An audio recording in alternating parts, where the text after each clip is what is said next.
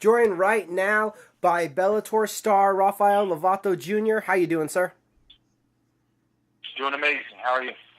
I'm great. We're heading into Bellator 198. Going to be taking on John Salter. How's training camp going for this one? Oh man, it's been incredible. I feel like this is my best camp I've had yet. Um, everything's clicking. I'm peaking. No injuries. Just it's been flawless. You know, like I said, the smoothest and best one I've had yet. Can you get a little more into that? How it's been different? How it's been so smooth and flawless?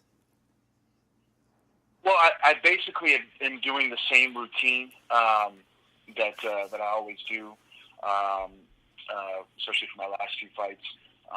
This time around, I started off my camp going to Miami and training there with Cameron Shane, who's a free-form movement specialist. Focuses a lot on mobility and really helps get my body prepared to start an intense camp.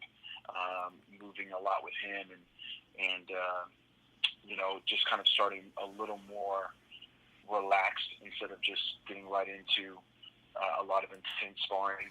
And from there, I went to Toronto, Canada, and trained with my Muay Thai coach, Mauricio Veo of Evolução Thai. And that's when the intensity started to get a little stronger, and then really focus a lot on the technique and the strategy early on, and then starting to implement that into all my sparring and training sessions. Then I had some period of the camp where I was at home in Oklahoma, working a lot with my wrestling coach Brian Piccolo, and all my students here for the grappling and the wrestling aspects. And then the most intense part of my camp I do in Brazil, in Curitiba, Brazil, also with the Evolução Thai team, with Mauricio's brother, Andre Dida, who's a former MMA fighter and K1 fighter. And down there, everyone is pretty much a stand-up specialist. That's their strong area, and so it really kind of fills the gap of where I'm weak. I'm training where I'm weak is their strengths, and so and I was there for 2 weeks, and now I'm just home doing all the fine tuning. And like I said, as far as what's been different, it's just that I'm totally healthy. Like, I've had several camps where I've had cuts or little, injuries that plagued me during the camp. And this one has just been very, very healthy. So I'm really happy about it. How much pride do you take in that undefeated record then, saying that you've had all these little injuries, little things that you weren't happy with in camp, and yet still undefeated? Well, I'm definitely happy with how my career has gone so far.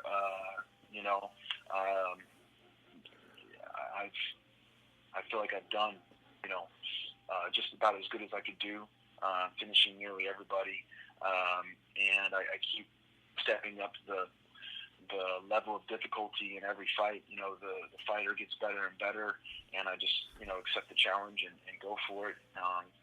So with that, I feel like I'm earning my place. I'm earning the recognition in this new combat sport, showing that hey, I'm for real. And I think after this fight, everyone's gonna really see what I can do and know that I'm the one that deserves a shot at that title. What did you show to everybody, and what did you feel you gained going 3 hard rounds with Chris Honeycutt in the last one? Well, for me, going to decision for the first time was good for the cage experience. Especially inside Bellator, with such a quality fighter. He put me in some situations that I hadn't been in, and he tested me in a way I hadn't been tested because of his great wrestling. He wasn't going to be an easy person to just take down and finish. And so I had to use a lot more of my other skills and showcase a whole a whole complete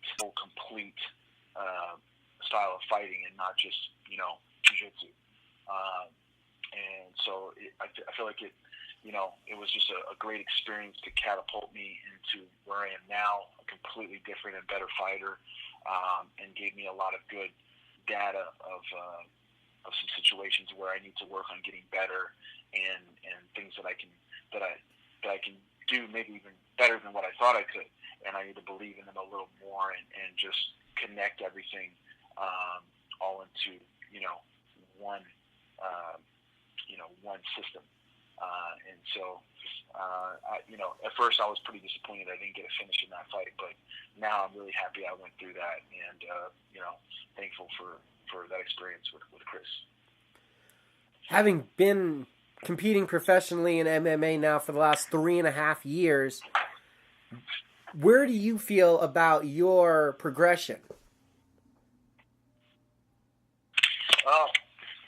I feel like it's about as good as it can be. I've constantly made the steps up in competition, and getting, to the legacy title, defending that, getting into Bellator, and now I'm positioning myself to be the number one contender after this fight, and being able to fight for that title.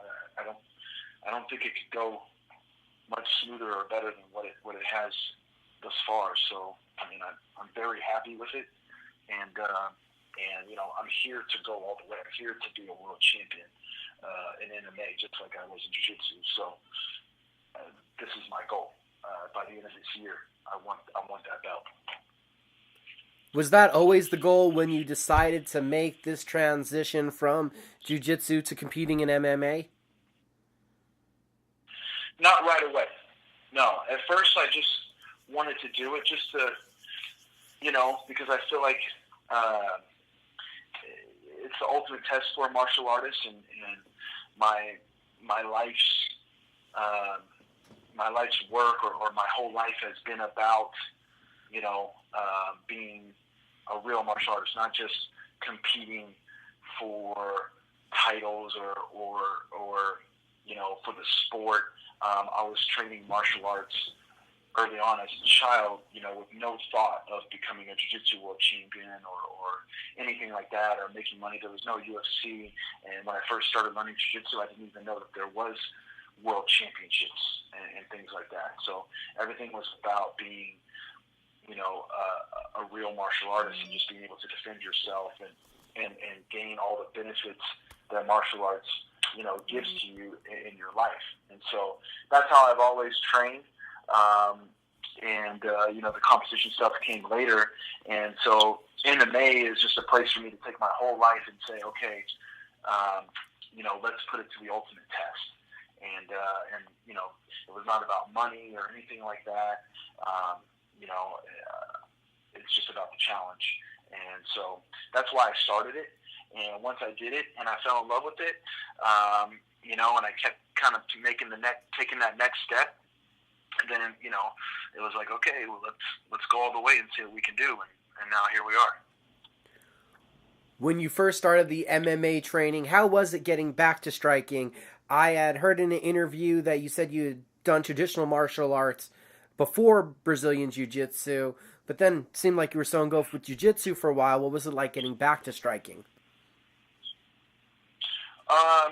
Obviously, like, it was, I was a white belt at that time, but it's something that still feels natural to me. It doesn't feel foreign, I grew up doing boxing and Muay Thai and training in JKD, so in fact, it felt really good. I've enjoyed this whole MMA process experience, because, like I said, it feels like destiny, and it's taking everything I've done in my whole life and putting it all together. It's not singling out any one thing. It's everything. And so finding myself, all over again as a martial artist, not just as a jiu-jitsu competitor or a jiu-jitsu player or anything like that. It's as a martial artist. It's just been a really fun process. So, I've enjoyed it. I've loved being a student, and now to feel how far I've come in this short of time is just very exciting. I'm anxious to keep developing and showing my skills. Do you remember when it was when you decided when you were younger that martial arts would be your livelihood? It's just following my dad. That's it. Just the son trying to, make his dad proud and follow the influence of his father. My dad is a lifetime martial artist, and he immediately was passing that on to me, as soon as I could move. And so, like I said, that's why I feel like this is me fulfilling my lifelong destiny as a martial artist. And, he's the one that's inspired me to be in there and doing what I'm doing today.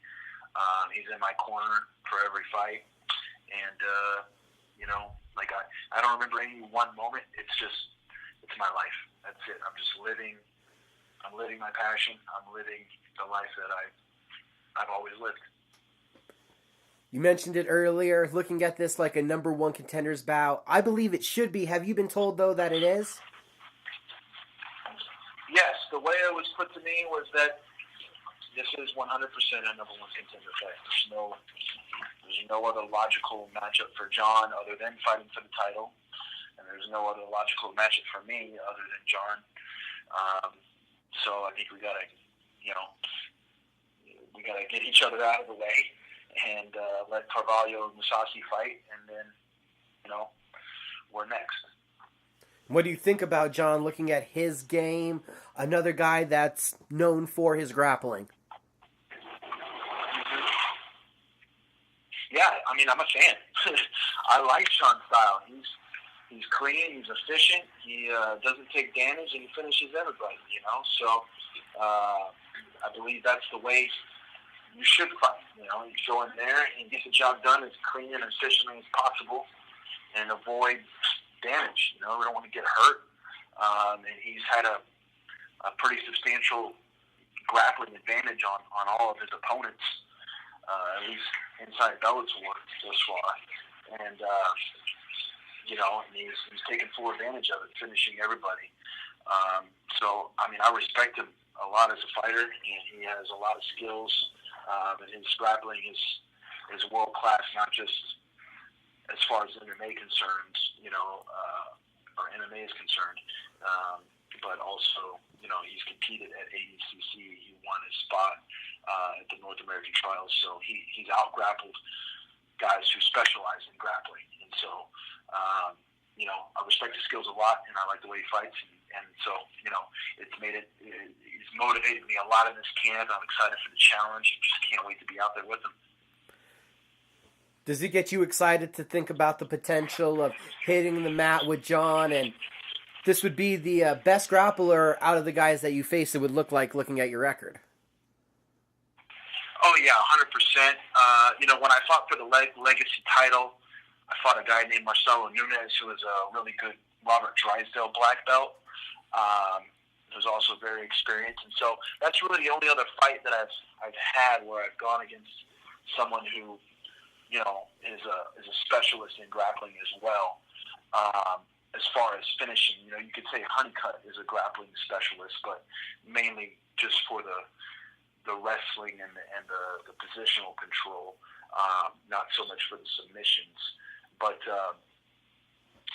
so yes, I'm 100% excited for a possibility of, some grappling exchanges for John and, showing, what my skills are compared to his. Talking about those comparisons, where do you feel you have the advantages in this fight?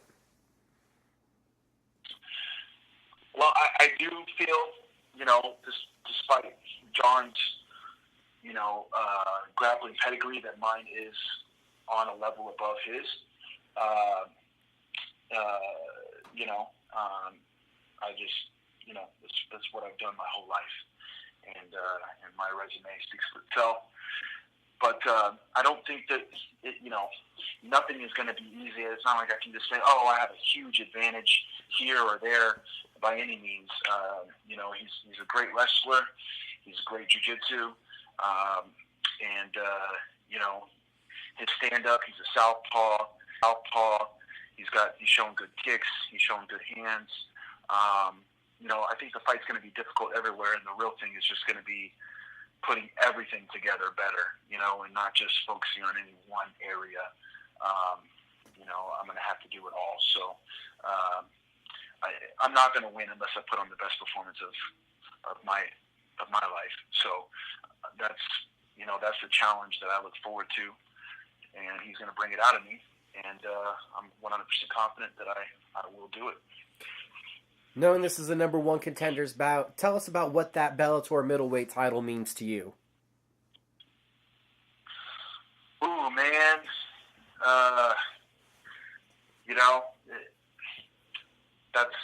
That's my dream right now. The same way I spent my whole life, not my whole life, but, a substantial portion of my life dreaming about becoming a black belt world champion and winning world titles in jiu-jitsu. I have that now once again in MMA. It is my dream, and I feel like it's a complete fulfillment of my martial arts destiny. And so that's basically what's driving me right now to training so hard and sacrificing so much in my life for this one goal, and that's to put that belt on. So have that belt tied around me, and this is that step that I have to take to get there. So I couldn't be more inspired or motivated, and I can't wait. When that belt gets tied on, and my dad and everyone that's been on this journey with me, my teachers, my family, and my students, and everyone, that's been supportive of me, and I can say, hey, we did it. That's going to be a really special moment. Last but not least, sir, anybody you need to thank or shout out to? Yeah, sure. Thank you. I would like to mention my sponsors, War Tribe Gear, On It, and Natural Native, Brookover Enterprises, White Equipment Rental, for all their support in this camp. My team, the people I represent, Kibeto Jiu-Jitsu, Evolution Thai, my strength conditioning coach, Luke Tyree, my wrestling coach, Brian Piccolo, all my students here in Oklahoma City, my students worldwide, for all their support, and the Lovato Jiu-Jitsu Association. And, that's about it. I mean, people follow me on my social media, and, let's go for one more. Appreciate all the support. Rafael Lovato Jr., thank you for the time, sir. Thank you.